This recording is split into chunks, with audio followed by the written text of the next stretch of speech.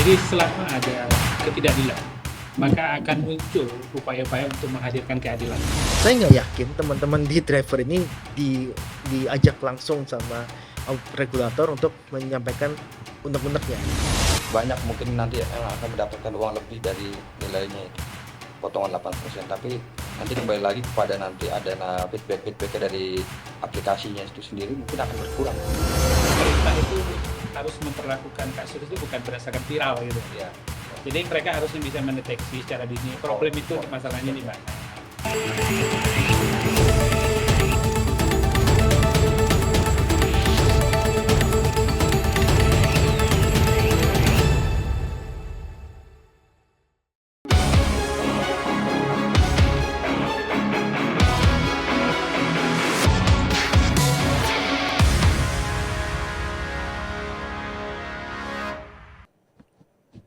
Oke, selamat datang di Obrol Bisnis episode ke-12. Kali ini kita membahas mengenai apa yang sehari kita laksanakan, apa sehari kita kerjakan.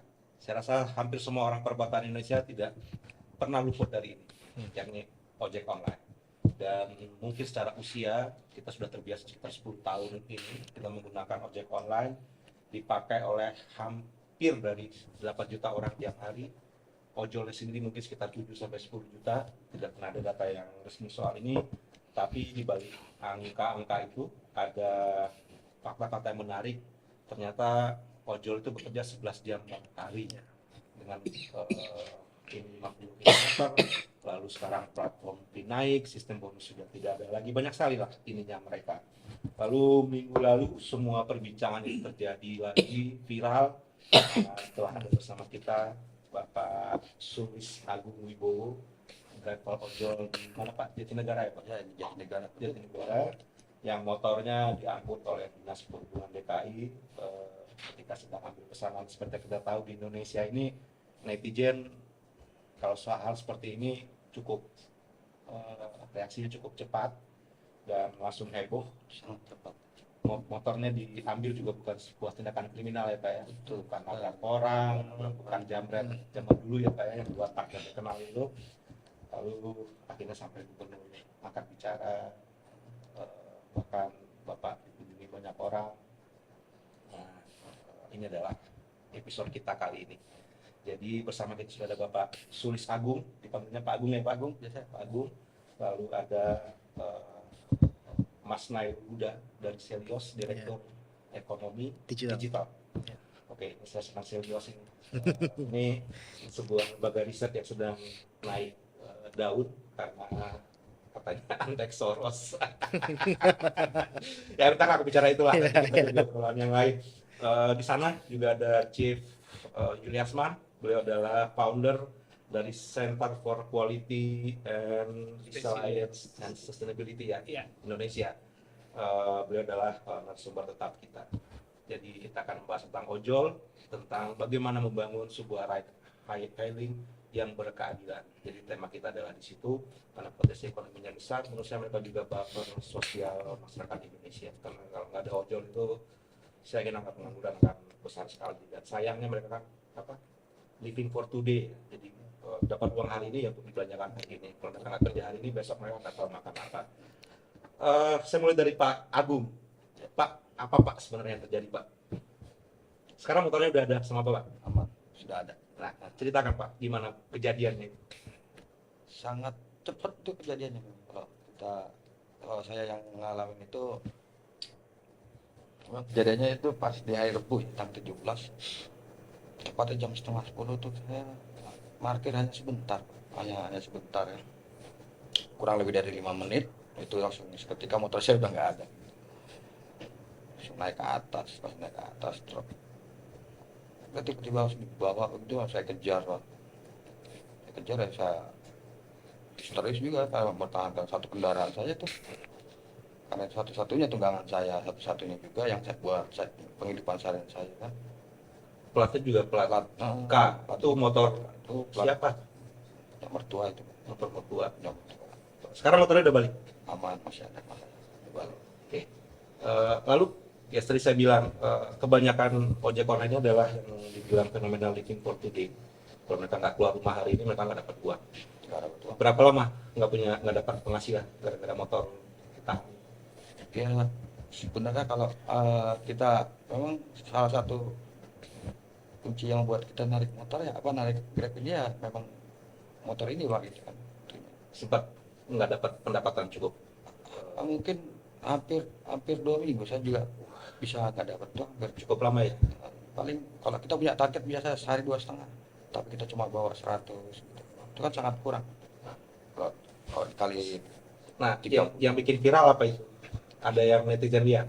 itu yang saya juga masih sulit percaya sampai sekarang ya Pak. Kok bisa viral gitu padahal itu saya spontan sekali itu untuk melakukan hal itu tuh spontan itu Pak. Jadi nggak pernah saya bayangin kalau sampai kejadian seperti itu kan.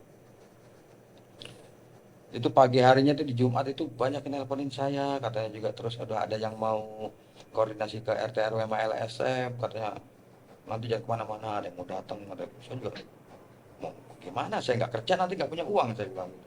Udah nanti diganti katanya. Oke lah mungkin ada yang datang. Itu pertama datang Pak Disub sama Kapolres juga datang memberikan saya. Jadi setelah viral baru mereka datang. Oh. Tanya. Ya, sebenarnya kita juga mengontak Dinas Perhubungan DKI, cuma mereka lagi sibuk. Banyak kegiatan terutama di hari ulang tahun Jakarta ini. Oke, saya ke Mas Nailul ya. Ya. Sebenarnya apa Mas yang terjadi dengan yang dialami Pak Agung ini? Ya, yang pasti gini Mas. Tadi sebutkan juga Mas Yos bahwa kalau kita lihat dari sisi jumlah pengguna maupun juga dari drivernya itu juga sangat besar. Nah, ketika besar, memang ini kita harus dituntut sebenarnya pemerintah tuh harus dituntut untuk memberikan kesetaraan.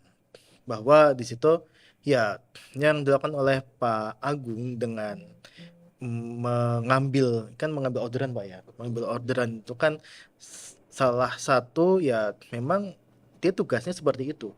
Dia kerjanya ya seperti itu. Nah, ketika itu disalahkan, kemudian ada pengangkutan secara paksa motornya, tentu kita harus pertanyakan apakah ada dari sisi Dishub maupun platform itu yang memang berbicara terkait dengan hal ini. Dan ini harus komunikasikan juga sama drivernya gitu kan. Driver harus berhak tahu bahwa ini saya salahnya apa dan sebagainya. Itu sebelum ya diangkut dan akhirnya Pak Agung merasakan dampak negatifnya. Nah, kemudian kalau kita lihat dari sisi kesejahteraan misalkan. Kalau kita lihat dari living for today ya. Kalau hanya ya Nggak keluar rumah, mereka nggak makan itu Mostly. ya mostly seperti itu. Iya. Karena memang kalau kita lihat awalnya kan dari kita mengenalnya sharing ekonomi loh. Jadi ada beberapa orang yang dia tidak istilahnya tidak menggantungkan utamanya dari driver transportasi online. Tapi sekarang banyak yang dia sebagai pekerjaan utama. Dan perubahan ini juga harus dilihat sebagai salah satu yang bisa kita bilang jadi patokan untuk pengaturan gitu. Nah, inilah yang kita dorong sebenarnya di Celios, itu adalah kesetaraan dalam hal mendapatkan tadi perlindungan misalkan. Itu kan ya platform memberikan tugas bagi Pak Agung dan kawan-kawan untuk mengambil pesanan, yaitu seharusnya ada perlindungan di situ, ada kesetaraan di situ. Nah, kemudian kalau kita lihat dari sisi tadi terlepas dari itu ya, itu ada aspek misalkan dari perlindungan jaminan kerja. Sampai sekarang kan belum banyak yang mendapatkan hal itu gitu kan. Nah, bagaimana kalau misalkan Pak Agung ya kita nggak berdoa seperti itu tiba-tiba kecelakaan di jalan dan sebagainya, itu jurusnya juga ada karena di situ ada pekerja dan ada juga pemberi kerja. Makanya inilah yang kita kampanyekan itu adalah ya kemitraan yang setara gitu. Setara dalam hal ini si driver Pak Agung dan kawan-kawan mendapatkan hak-haknya yang sesuai, mendapatkan perlindungan dan juga atau sisi pengaturan bagi ojek online dari pemerintah itu harus prudent, termasuk juga terkait dengan tadi mengambil makanan dan sebagainya. Ini kan nggak boleh tidak fair seperti itu gitu. Iya. Pertanyaan saya agak dalam lagi. Sebenarnya ya saya nggak terlalu tahu detail ya soal ojek online ini. ini sekarang tuh yang ngatur tuh levelnya apa, Mas? Apa cuma peraturan platform, peraturan pemerintah atau menteri, undang-undangnya ada? Nah, scale bisnis kan nggak hanya ojek Ya, online, ya. termasuk Ya, digital ya, ekonomi ya, ya ya. sendiri. Ya, Itu pertanyaan saya sih. ya. Sampai sekarang sebenarnya kemarin Pak Prabowo ya Ya, sampaikan di Hari Buruh itu ada PP. ya. PP-nya yang sampai sekarang tuh HOIP sebenarnya.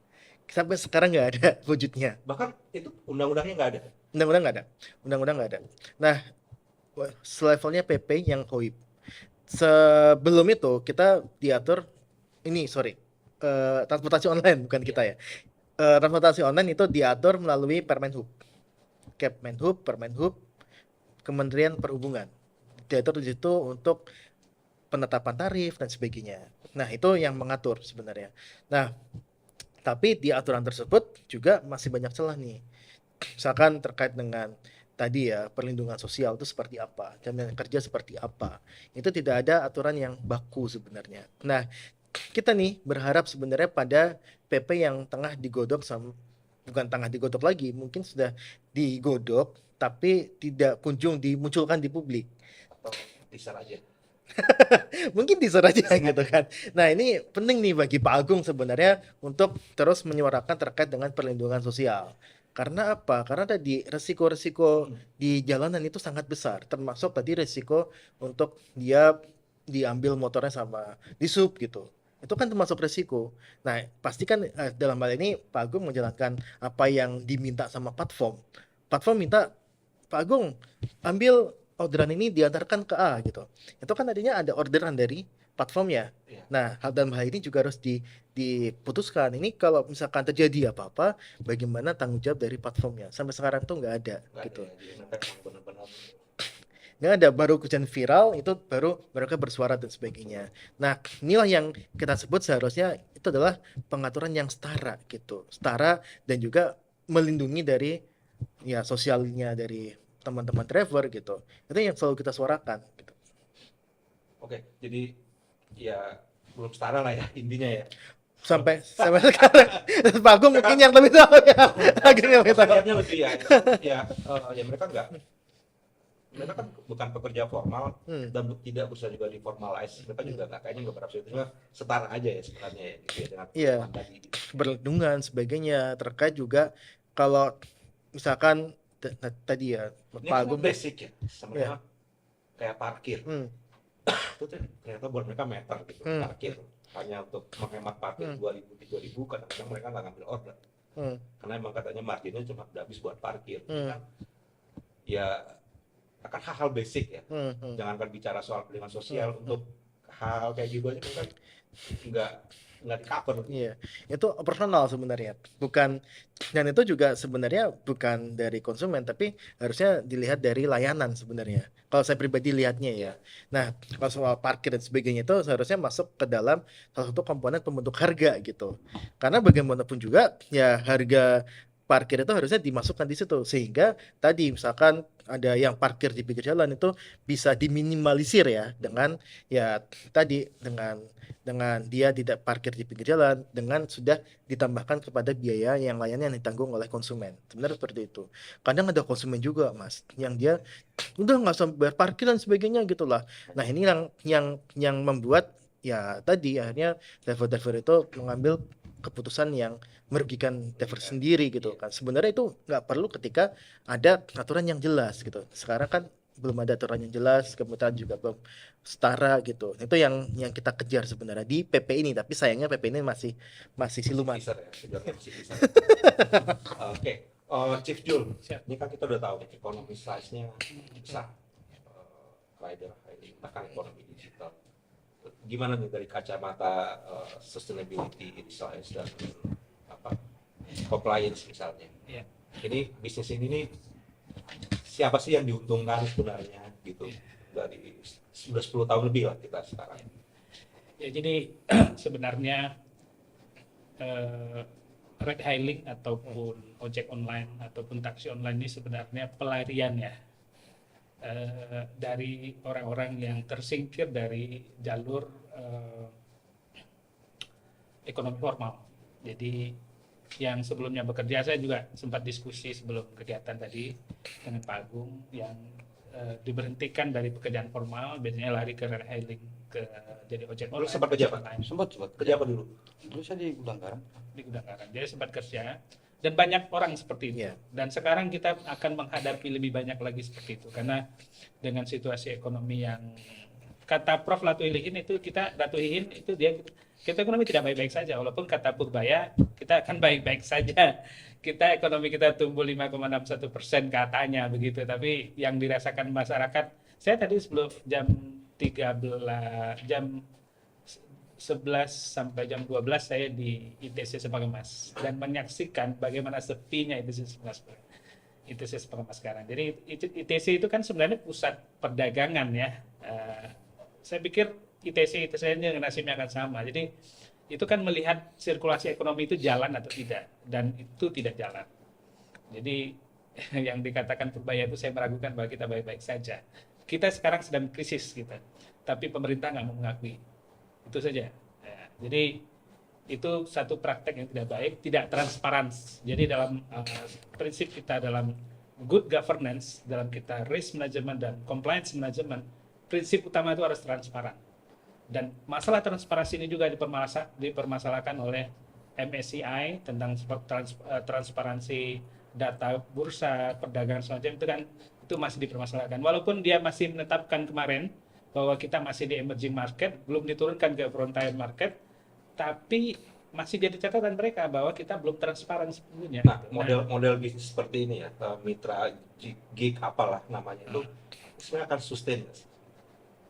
Ya, kalau melihat praktek selama ini bukan bisnis yang sustain. Dia bisa sustain aja karena dia masih pelarian bagi orang. Tapi model ini saya belum yakin ini konsisten. Akan ada challenge baru yang akan mereplace teknologi ini.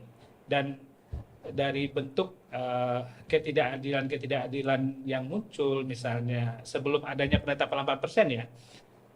Sebelum penetapan 8% itu kan platform itu seenaknya menentukan tarif. Seenaknya menentukan margin mereka, keuntungan mereka seenaknya, dan diajak tuh driver ini berkomunikasi, konsultasi, apakah saya naikkan jadi 20%, saya naikkan jadi 23% itu kalian masih dapat nggak sih gitu.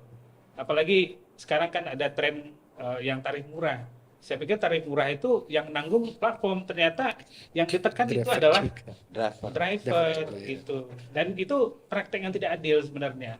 Jadi keadilan itu prinsip dasar dalam good governance loh Pak ya.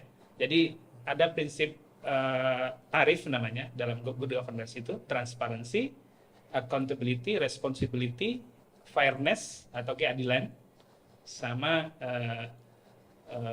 fairness yang terakhir ya. Jadi fairness itu harus adil gitu. Dalam menjalankan bisnis itu harus adil, semua ekosistemnya harus adil. Ride hailing ataupun apapun namanya ya, di Indonesia ada Gojek, ada Grab, ada Maxim, ada InDriver, itu harus fair kepada mitranya dan juga harus fair kepada customernya. Nah, selama ini yang kita tahu bahkan mereka itu terlalu menekan kepada driver, kepada mitranya, terlalu mengenamaskan customer atau pelanggan gitu. Kadang komplain dari mitra nggak didengar sama platform, dia lebih mendengarkan komplain daripada customer. Nah, itu sesuatu yang praktek yang tidak bagus juga. Nah, untuk kasus Pak Agung, menarik untuk dicermati bahwa di sana itu kan sebenarnya ada ekosistem, ada platform, kemudian ada tenan. Dalam hal ini kalau nggak salah restonya namanya apa Pak? Bunani. Oh, jadi ayam goreng madu Bunani ya? Pisang goreng. Pisang goreng madu Bunani ya. Sebenarnya kan ini kan brand besar ya. Maksud saya ya orang berduit lah gitu ya. Cukup terkenal dan sudah cabangnya di mana-mana gitu ya. Yang seperti itu kan mereka juga harus bertanggung jawab gitu. Jangan restonya di tempat susah dan restonya tidak menyediakan tempat parkir. Ini problem yang mendasar juga. Pengusaha restoran harus menyediakan tempat parkir yang mudah diakses oleh ride hailing kalau mau bekerja sama, dan itu warteg bahagi dikasih teh manis. Iya. Teh manis ya Pak ya. Gratis Iya. biasa itu Pak. Ini bukan hanya masalah di ini saya bikin masalahnya di mana-mana, ini bukan hanya di ayam goreng Bunani. Pisang di goreng. pisang goreng benar nih. Mm. Tapi juga banyak sekarang apartemen misalnya. Saya sebut merek aja ya. Ini karena sudah menjadi pembicaraan banyak tempat. Itu apartemen di Taman Anggrek dan grupnya itu. Itu parkirnya di depan Mall Taman Anggrek. Nganter itu hampir 300 meter gitu nganternya, jalan kaki gitu. 700 meteran. 700 meteran. Dan Ada gitu. ya, itu saya kira itu bukan praktek yang bagus. Sebagai pengusaha, Anda juga harus memperhatikan lingkungan Anda. Jangan Anda mikirkan estetika saja, Anda juga memikirkan fungsionalitasnya dan ekosistem apa yang bergantung pada Anda. Anda harus fasilitas itu. Jadi jangan hanya berpikir untung dan untung saja, Anda harus berpikir bagaimana ekosistem Anda itu hidup. Itulah prinsip sustainability. Jadi dalam praktek GRC kita sudah bicara tadi, tata kelolanya harus diperbaiki, risk management diperbaiki, kemudian compliance manajemennya harus dipatuhi, kemudian juga sustainability-nya. Sustainability kita bicara tentang ekosistemnya, harus tumbuh bersama. Jadi tidak ada yang dominan, terlalu dominan. Nah, ekosistem ini yang bermasalah di dalam railing kita juga. Tadi kita singgung bahwa posisi driver itu masih lemah. Ya, alhamdulillah sekarang kan sudah ada perkumpulan, sudah ada persatuan-persatuan Gojek yang bisa Asosiasi. mensuarakan itu dan sudah ditangkap oleh pemerintah. Ini problemnya di platform lain nih, yang marketplace belum ada suara-suaranya belum dengar nih, walaupun kekejamannya sama sebenarnya dan Oke. pemain di belakangnya sama itu, Oke. pemain investornya juga sama. Jadi ini harus menjadi pemerintah, jangan aja ya ini udah bagus dengan mengendalikan margin oleh platform, itu sudah bagus. Walaupun masalah angka 8% itu masih bermasalah ya. Ya, Karena tapi itu kita diskusi kayak tentang itu. kayak tebak-tebak Bomangs gitu, bukan hitungan yang berbasis ilmu gitu. Itu kan Jadi kesukaannya Pak Presiden kita. ya itu Anak nggak pas. Ya, itu nggak pas juga. Itu harus ada hitungannya, harus ada risetnya harusnya. Berapa nilai yang pas. Dan itu harus dikendalikan pemerintah. Di aspek dikendalikan pemerintah itu udah pas. Tapi penetapan 8% masih dipertanyakan. Tapi paling tidak sudah mengarah pada bagus. Tapi mudah-mudahan ini menjalar juga ke platform lainnya yang seperti TikTok Shop ataupun Tokopedia atau yang lain-lain atau Shopee ya, yang sekarang menerapkan tarif yang tidak fair buat pedagang, ya mudah-mudahan juga diintervensi sama pemerintah gitu. Jadi ini ya tadi kita bicara ekosistem ya. Jadi tidak hanya platform, tidak hanya drivernya, juga ada tenannya atau penyedia layanan GoFood-nya. Dan satu lagi, pemerintahnya, pemerintah daerah lah khususnya di sini ya. Kita melihat bahwa di sini ada aspek ketidakadilan juga. Kira-kira saya nanya nih serius, kalau ada orang pakai mobil Lamborghini, parkir sembarangan di Jakarta itu, berani nggak dishub mengangkut dengan truknya? Ada nggak kasus orang dishub, tapi kasus pelanggaran oleh Lamborghini dan kawan-kawan itu banyak loh ya. Ya, Malah mereka dikawal kan? banyak dikawal. Saya juga. Dan ya pernah masuk tol, parkir di tengah tol dan segala macamnya, mereka dikawal. Kenapa kita ini sebegitu tidak adilnya gitu bagi orang yang ya katakanlah tidak beruntung lah ekonominya di bawah, dan pejabat-pejabat itu sudah pada kaya-kaya loh gitu ya. Udah digaji Oke, dengan layak, nanti tapi kita bahas itu masih di sangat segmen kejam lah berikutnya. kepada rakyat kecil. Ini saya garis bawahi di sini. Memang ada Perda nomor 4 tahun atau Perda nomor 5 tahun 2012 menyatakan bahwa boleh diangkut gitu kendaraan itu. Tapi definisi diangkut itu kan bukan literal semua yang melanggar itu diangkut. Kan masih bisa diterjemahkan bahwa yang diangkut itu yang memang menghambat jalur lalu lintas orang. Ada diskresi lah. Iya, jadi bukan diskresi, ini penterjemahan yang masuk akal gitu. Jadi oke, yang parkir mobil sembarangan sehingga bikin macet, ya angkutlah mobilnya. Nah. Atau yang bikin taruh motornya di trotoar, tapi itu menghambat jalur lintas orang dan bikin orang susah yang di jalur tempat rame, ya angkut gitu. Tapi saya kira di Jatinegara nggak seperti itu. Trotoarnya sepi kok di Jatinegara itu. Ngapain juga harus diangkat? Artinya kita harus menggunakan akal yang sehat. Jadi pesan saya buat dishub jangan asal angkut lah, gunakan akalnya. Kita akan berakal gitu. Jadi kalau dia nggak mengganggu orang lain, apa yang harus diangkut? Oke, Gitu. ini menarik sekali. Saya juga pernah bahas Iya. itu. Saya pernah nyinyir ini. Di mana sih orang banyak parkir di jalan, di bahu jalan gitu, Iya, depan Kejaksaan Tinggi di Jakarta, Sunan Said, iya, Ya. terus eh, dekat kantor PUPR dulu, Iya. sekarang PU aja, iya, terus sebelahnya Mabes Polri, Iya. Badan Pertahanan Nasional. iya. Nah, itu. Tapi nggak berani dikut kan? Itu semua lembaga yang mengatur infrastruktur, Iya, mengatur lalu lintas, Iya. ngurusin tilang kita. iya. Iya, kalau di Tapi mereka malah parkir di jalan. Ini nggak apa-apa, ditayangin aja nggak apa-apa, karena memang itu kenyataan di Jakarta. Nah, Pak, saya nanti ingin bertanya ke Bapak, kalau seandainya nggak viral, itu berapa lama sih motor itu bisa keluar? Tapi tahan dulu, kita break sejenak.